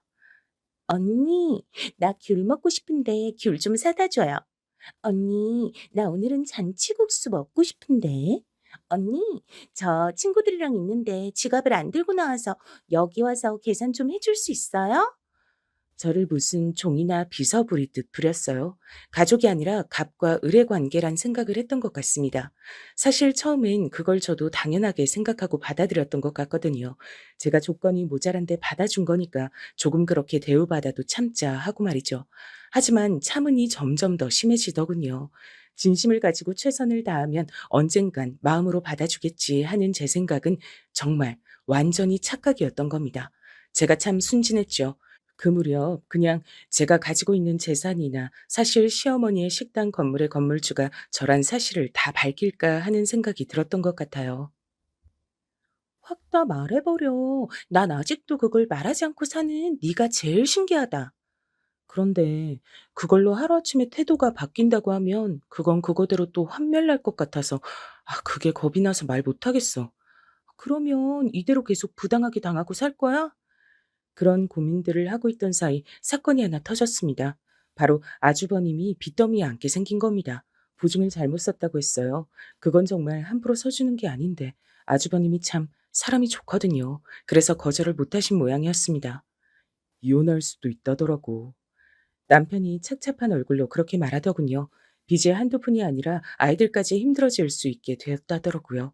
그래서 이혼하고 아이들을 형님이 맞는 걸로 하는 게 낫겠다는 결론을 내리신 것 같더라고요. 아니, 돈이 없으면 모를까. 전 돈이 많잖아요. 그런데 그 얘기를 듣고 모른 척할 순 없었습니다. 그래서 도와드리기로 했어요. 당신한테 도와달라고 한 얘기가 아니야. 알아. 근데 당신 가족이면 내 가족이기도 하잖아. 내 가족이 힘들다는데 어떻게 모른 척해. 게다가 애들도 너무 안 됐고. 아주버님네 식구들과 딱히 막 엄청나게 각별했던 건 아니었지만 그래도 모른 척할 순 없었습니다. 그래서 그때 아주버님과 형님께 처음으로 제 재산에 대해서 이야기했던 것 같아요. 당연히 엄청나게 놀라셨습니다. 왜 이런 얘기를 이제야 해. 진작 알았으면 어머니나 아가씨도 동서한테 함부로 못했을 텐데. 사실 형님의 그 이야기도 반갑진 않았거든요. 어떻게 보면 제가 그런 꼴을 당하고 있을 때 그게 부당하다는 걸 그 누구보다 직접적으로 가까이서 봐와 놓고서도 방관하며 아무 말도 하지 않았던 사람이었으니까요. 하지만 굳이 그런 이야기로 나쁜 말을 하고 싶지 않았습니다. 그리고 그 상황에서 그런 이야기를 하면 돈 주니까 이런 안 좋은 소리도 다 들어라 하는 것 같잖아요. 10억이 넘는 금액이었는데 말 한 번 얹지 않고 빌려줬어요. 아주버님과 형님은 정말 저에게 제가 민망해할 정도로 감사 인사를 했습니다. 제가 다음에 얘기할 테니까 일단은 다들 모른 척 해주세요. 인제 와서 "사실 저는 돈이 많아요." 라고 이야기하기도 민망했고 그쯤에 시누이가 결혼 준비를 하고 있었거든요. 그래서 시기적으로도 맞지 않다고 생각했습니다. 시어머니가 잠잠하기도 했고 말이죠. 아, 이쯤 되면 이 이야기를 들으시는 분들이 제가 그러고 당하고 사는 동안 남편은 가만히 있었나 하실 텐데 당연히 아니었어요. 남편은 계속해서 시어머니와 시누이에게 저에게 그러지 말라고 얘기를 꾸준히 해왔습니다. 다만 그들이 그 말을 들어먹지 않은 거였죠. 남편은 제가 원하면 가족과의 왕래도 끊겠다고 여러 번 말했지만 앞서 계속 이야기했듯 전 가족에 대한 남다른 생각이 있는 사람이었기 때문에 남편과 가족들 사이를 끊어내고 싶지 않았어요. 그래서 늘 괜찮다, 내가 알아서 하겠다 그렇게 이야기를 했었고 말이죠. 그리고 아주 조금의 심술도 섞여 있긴 했어요. 만약 그 시기에 제가 돈이 있다는 걸 밝혔으면 아마 시누이의 결혼 자금을 보태야 할 상황이 되었을 수도 있거든요. 시어머니는 정말 최고로 해서 보내고 싶어 했는데 시아버지가 우리 집이 그 정도 여유는 되지 않는다며 반대하셨던 상황이었습니다. 제대로 해가야 무시를 안 당한다니까요. 그런 걸로 무시하는 집안이면 시집 보내면 안 되지. 참 현실을 제대로 파악 못하고 이상적인 얘기만 하시네. 뭐든 분수에 맞춰서 해가야 하는 거야. 안 그러면 가랑이 찢어져. 시어머니는 고집을 꺾을 수밖에 없긴 했어요. 뭐 이러나 저러나 여유가 안 되기도 했지만 시아버지가 저렇게까지 결사반대하시는 상황에선 그럴 수밖에 없었습니다. 철없이 입을 삐죽이며 왜 그 정도도 못해주냐 찡찡대고 있는 시누이를 보고 있자니 제가 돈이 많단 이야기는 정말 곧 죽어도 하기 싫더라고요. 아무튼 또 그 시기를 지나고 나니 한동안 그런 말을 꺼낼 기회가 없었습니다. 그러던 중에 시어머니가 저에게 이런 말을 또 하더군요.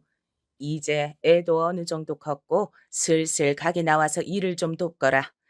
이제 해가 바뀌면 아이가 4살이 됐는데 벌써 엄마 품에서 떼어놓고 싶지도 않았고 또 시어머니의 식당에서 다시 일을 하고 싶지 않았어요. 이제 곧 4살인데 벌써 떼어놓는 건 좀 빠른 것 같아요. 그게 빠른 게 아니다. 남들은 2돌 때부터 맡긴다던데. 그래도 저는 좀 더 같이 있고 싶어요. 제가 엄마 없이 커서 그런가 떼놓기 힘들 것 같아요. 언젠간 학교도 보내고 다 해야 하는데 유난 떨지 말고 식당 나와서 일 거들어. 요즘 같은 시국에 일손 하나라도 줄여야 나도 먹고 살 거 아니냐. 아니, 막말로 제가 돈이 많다는 걸 모르고 있었잖아요. 그러면 남편 벌이도 빤한데 며느리한테 자기 인건비 아끼자고 나와서 일을 하라니요. 왜? 꽁으로 일하기 싫어? 나중에 네 식당이 될 수도 있는 건데 와서 일 배운다 생각해.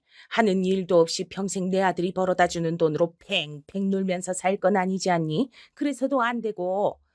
제가 그래도 나가기 싫어하는 눈치자 그렇게 말하더군요. 그래서 거짓말을 했습니다. 저도 다시 취직을 할까 생각 중이라 그건 힘들 것 같아요. 취직? 네가 뭘 할 줄 알아서 취직을 해? 그렇게 오래 쉰 아줌마를 누가 받아준다고? 다행히도 받아준다는 곳이 있어서요. 아이랑 좀만 더 같이 지내다가 아는 분 회사에 나가기로 해서요. 물론 다 뻥이었지만 말입니다. 시어머니는 제가 말을 들을 것 같지 않자 화도 내고 막말도 해봤지만 단호히 거절했습니다. 그래도 통하지 않아서 결국 남편까지 나서야 했지만 말입니다.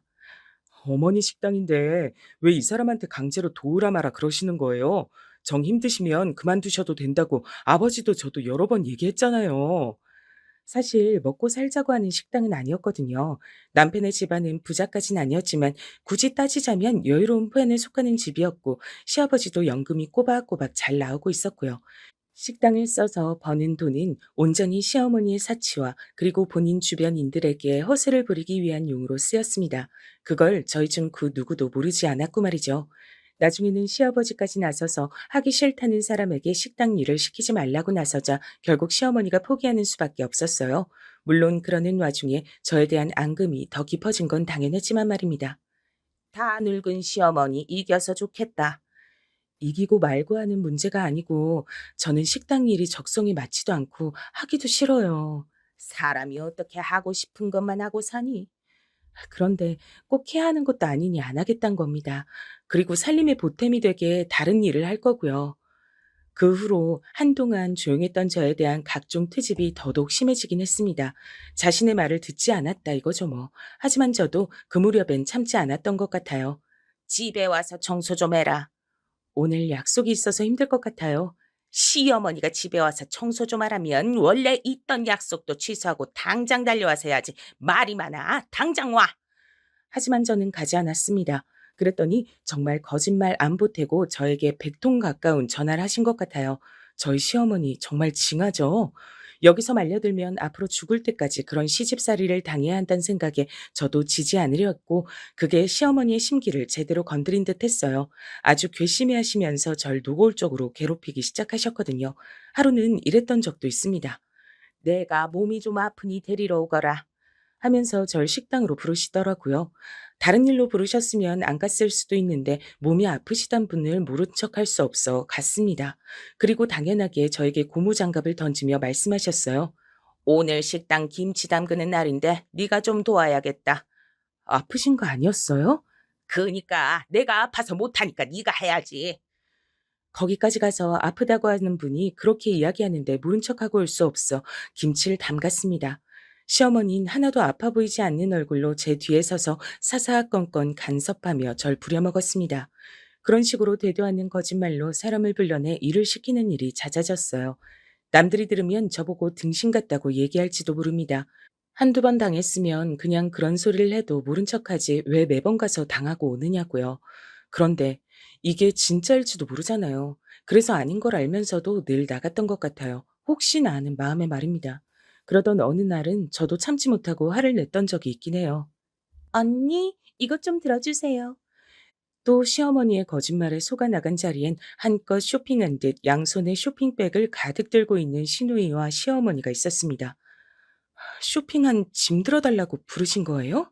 내가 팔이 아파서 이걸 들 수가 없잖아. 팔이 아픈데 쇼핑은 왜 나오셨어요?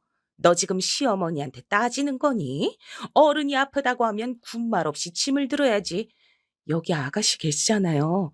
어머, 언니, 전 언니 같지 않잖아요. 저 같은 게 뭔데요? 저는 힘도 없고 또 딱 봐도 언니 팔뚝 반만한데 저렇게 무거운 짐을 어떻게 들어요?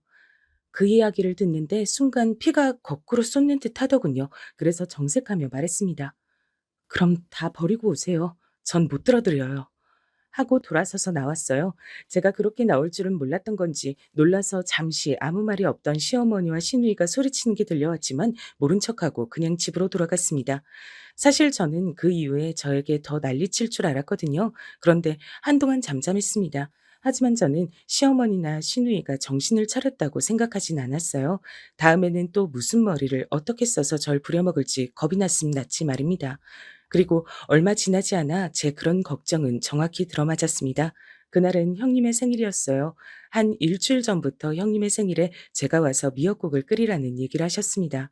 생일에 그 정도 해드리는 건 사실 어려운 일도 아니고 좋은 날 괜히 시끄럽게 만들고 싶지 않아서 그러겠다고 했던 것 같아요. 갈비찜도 좀 해라. 잡채도. 재료는 다 사놨다. 미역국만 끓이면 되는 거 아니었어요? 국만 가지고 밥 먹을 거니? 사실 정말 하고 싶지 않았거든요. 그런데 이미 저녁에 가족들이 다 오기로 한 상태에서 하지 않을 수도 없었어요. 오늘 이 문제는 다음에 다시 한번 더 말씀드려야겠다고 생각하면서 한숨을 쉬곤 하라는 건 다 했습니다. 간이 짜다. 너는 손이 왜 이렇게 작니? 사람이 몇 명인데? 차라리 방 안에 들어가 가만히 있는 게 낫지 옆에 붙어서서 사사건건 간섭이랑 간섭은 다 하더군요. 최근에 저를 닥달하지 못한 걸 이번 기회에 다 하기라도 할 것처럼 말입니다. 전 원래 그런 사람이 아니었는데 시어머니와 이런 일이 자주 있으면서 성격이 안 좋아지는 것 같았어요. 그런 생각이 드니까 빨리 이 관계를 어떤 식으로라도 정리하고 넘어가야겠다는 생각을 하던 중이긴 했습니다. 제 성격을 완전히 버리기 전에 절 위해서라도 말이죠. 오기로 한 식구들이 하나 둘 시댁으로 오기 시작했어요. 제일 먼저 온 사람은 다름 아닌 신우이였습니다. 근데 갈비찜이 좀 짜 보인다.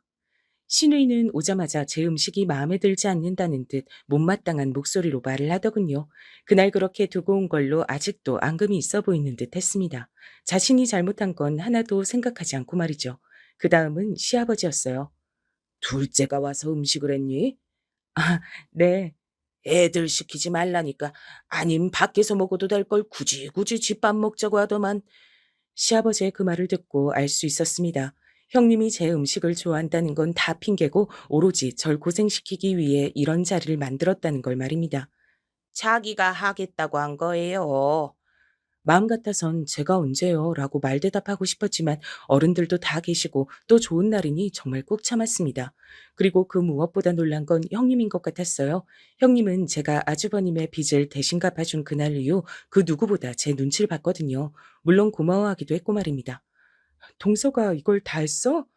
형님 생일인데 뭐 이 정도는 해드릴 수 있죠. 날 부르지. 이걸 혼자 다 어떻게 고생했겠네. 괜히 미안해. 형님의 그 말에 시어머니가 끼어들었습니다. 소날의 동서가 형님 생일 상 좀 차려줄 수 있지. 뭐가 그렇게 미안해. 하여간 넌 착해 빠져서 문제라니까. 시어머니가 그렇게 이야기하니 형님은 오히려 더 불편해 보이는 듯 했어요. 왜 아니겠어요. 저에게 고마워 죽는 사람인데 말입니다. 그날 남편은 야근으로 오지 못했고 아주버님은 뒤늦게 합류했어요. 아주버님도 제가 음식을 다 했다고 하니 몸둘 바를 모르시더라고요. 시어머니가 잠시 그런 장면을 보고 의아한 듯 고개를 갸웃하긴 했습니다. 너나 큰애나 왜 이렇게 둘째 눈치를 봐? 너 쟤들한테 안 좋은 소리 아니? 제가 형님이랑 아주버님한테 안 좋은 소리 할 게 뭐가 있어요. 시어머니는 뭐라 더 말을 하고 싶어 하는 듯 보였지만 시아버지가 더 이상 시끄럽게 하지 말고 밥 먹자고 대화를 끊으셔서 그 얘긴 일단 중단됐습니다. 전 잠시 고모에게 전화가 와서 먼저 식사하시라고 한 뒤 고모와 전화 통화를 한참 하고 다시 식사 자리로 갔어요. 사람들 다 같이 모여서 밥 먹는데 무슨 통화를 그렇게 길게 해? 누구니? 아, 고모요. 제 대답에 시어머니는 뭐라 더 말은 하지 못하고 못마땅한 얼굴로 절 바라보기만 했습니다. 그러는 와중에 형님이 다 먹은 밥그릇을 들고 일어섰어요. 왜? 뭐 더 줘? 시어머니는 저에게 뱉던 그 날카로운 말투와는 180도 다른 다정한 말투로 형님에게 물었습니다. 역시 동서가 음식을 너무 잘해요. 너무 맛있어서 한 그릇 더 먹으려고요. 밥솥 저기 있죠. 밥을 딱 맞게 해서 남은 밥이 없었거든요. 그걸 말하려고 입을 막 댔는데 시어머니가 제 앞에 있는 밥그릇을 빼서 형님에게 건넸습니다. 순간 형님이 놀라 그 자리에서 굳었어요. 그건 저도 마찬가지였고요. 넌 나중에 먹거라. 그러니까 손이 그렇게 작아서 원 내가 넉넉하게 하라고 하지 않았니? 순간 정말 서러운 마음에 무슨 말을 어떻게 받아쳐야 할지 생각도 나지 않더라고요. 하루 종일 음식도 다 내가 했는데 그걸 먹지도 못하고 이런 취급까지 당해야 한다는 게 너무 속상하고 또 먹는 걸로 이러니 정말 사람 대접을 못 받는 것 같아 서러움에 눈물이 나올 것 같았습니다. 어머, 언니 울어요? 제 눈에 눈물이 고인 걸 신우이가 보고 묻더군요. 뭐 이런 일로 우냐는 말투로 말이죠. 정말 한 대 때려주고 싶을 만큼 얄미웠어요. 아, 아니요. 없으면 저는 더 안 먹어도 돼요. 하루 종일 음식하느라 힘들었을 텐데 동서 먹어야죠. 형님이 놀라서 제 눈치를 살피며 손사래를 쳤습니다. 밥이야 금방 되는데 뭐. 오늘 생일인 사람이 많이 먹어야지. 자, 얼른 먹어. 얘는 괜찮어. 아니, 제가 괜찮은지 아닌지를 왜 본인이 결정하냔 말입니다.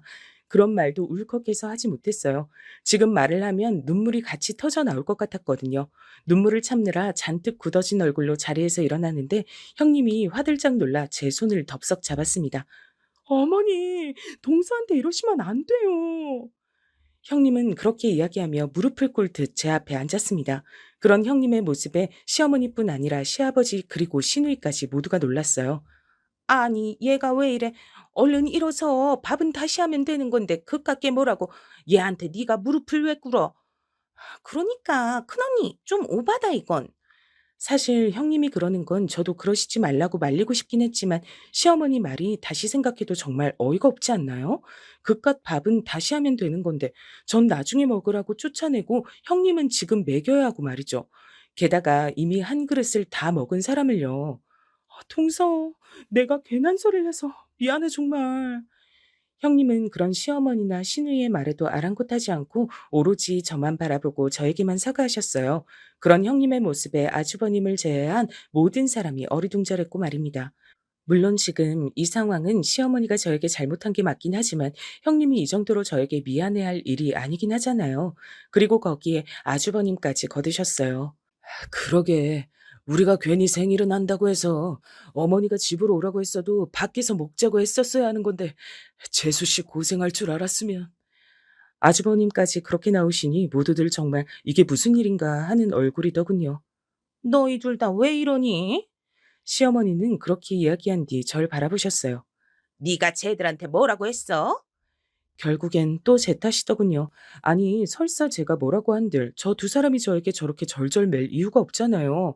제가 어이없다는 듯 한숨을 푹 쉬자 형님이 결국 참지 못하고 모든 걸 다 말했습니다. 저희 얼마 전에 보증 잘못 쓴 것 때문에 난리 난 거 아시죠? 시어머니와 시아버지도 그건 알고 계셨거든요. 하지만 당사자를 찾아서 해결한 줄로만 알고 계셨어요. 제가 갚아준 건 전혀 모르셨습니다. 그게 왜? 그 돈 다 동서가 갚아준 거예요.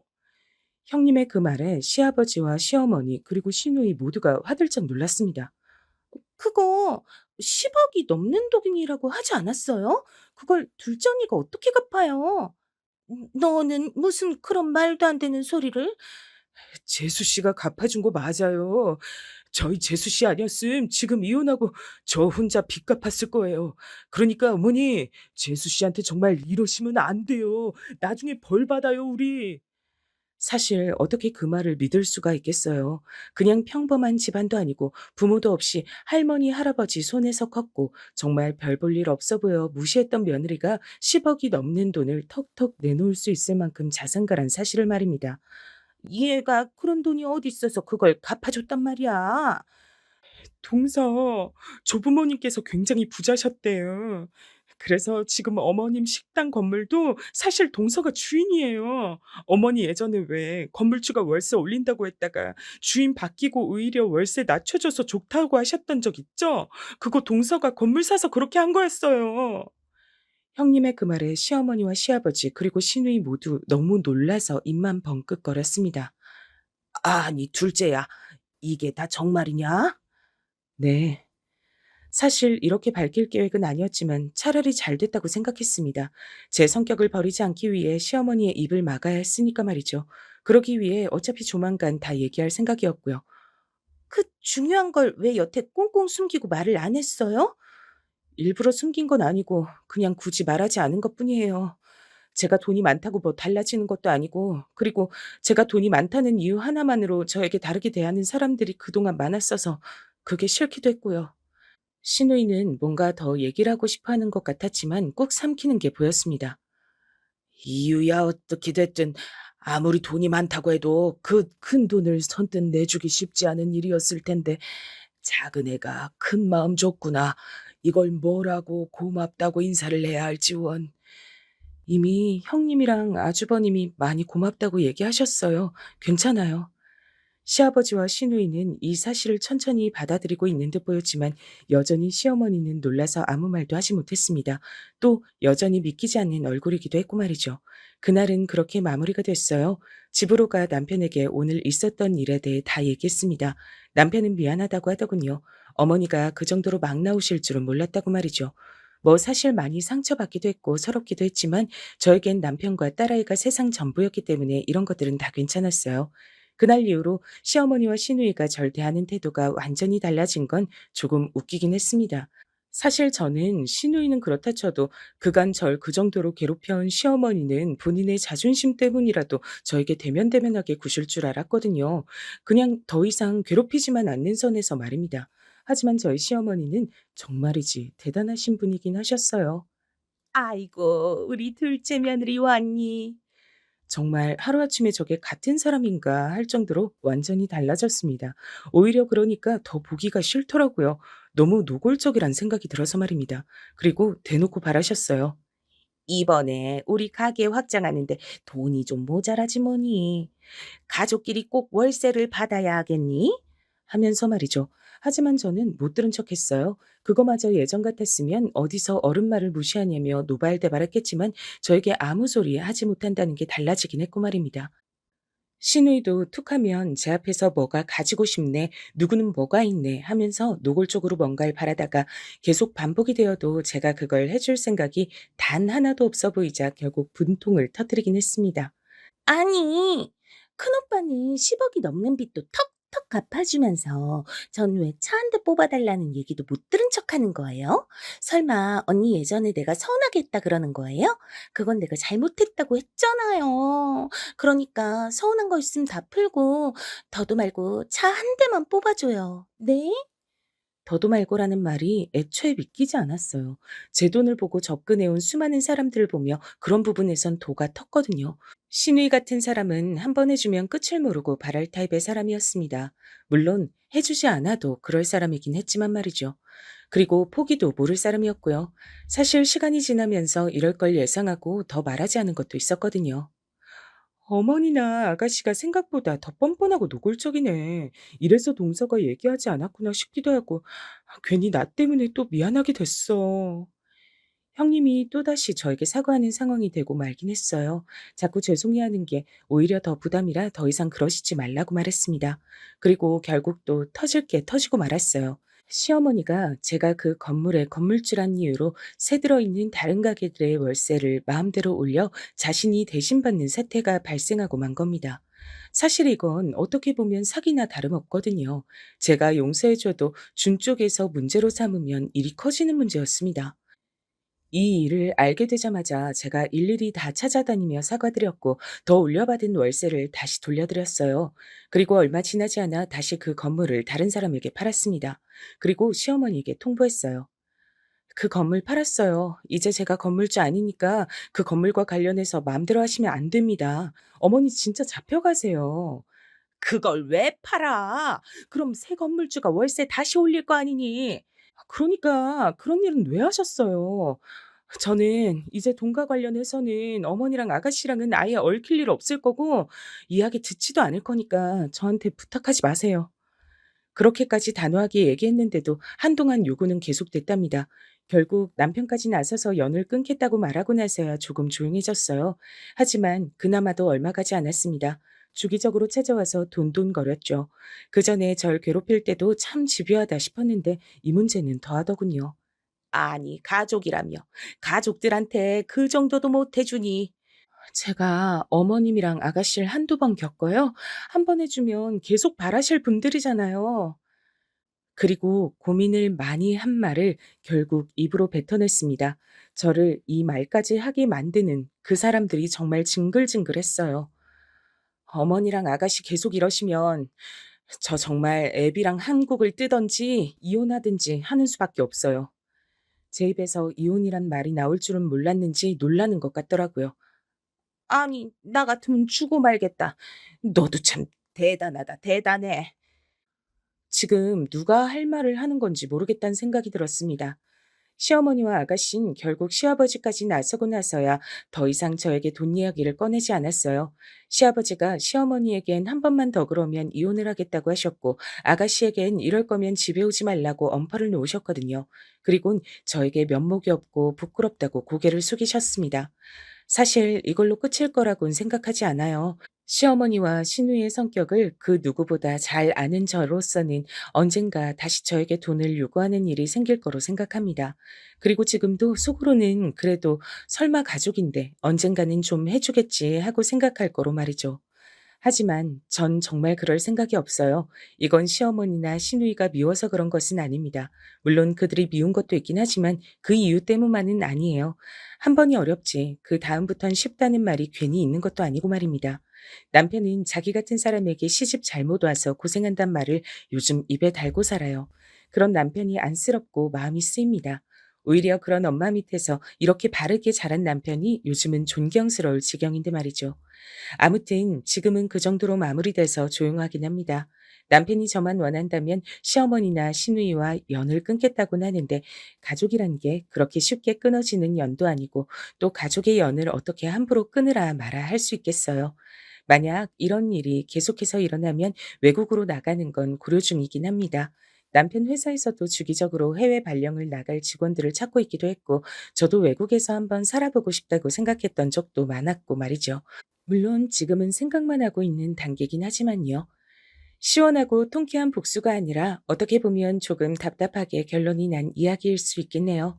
하지만 남편과 헤어지지 않는 이상 남편의 가족들에게 뭘 어떻게 더 할 수 있을까 하는 생각이 들어요. 그렇다고 이런 문제로 남편과 이혼을 할 수도 없는 노릇이고 말입니다. 이야기하다 보니 사연이 굉장히 많이 길어진 것 같네요. 원래 이렇게까지 길게 쓸 생각은 아니었는데 제가 그동안 쌓인 게 많았나 봅니다. 그래도 이렇게 털어내듯 다 이야기를 하고 나니 속이 좀 시원해진 것 같긴 해요. 들으시는 분들은 어떠실지 모르겠지만 말입니다. 긴 이야기 들어주셔서 너무 감사합니다. 늘 건강 유의하세요.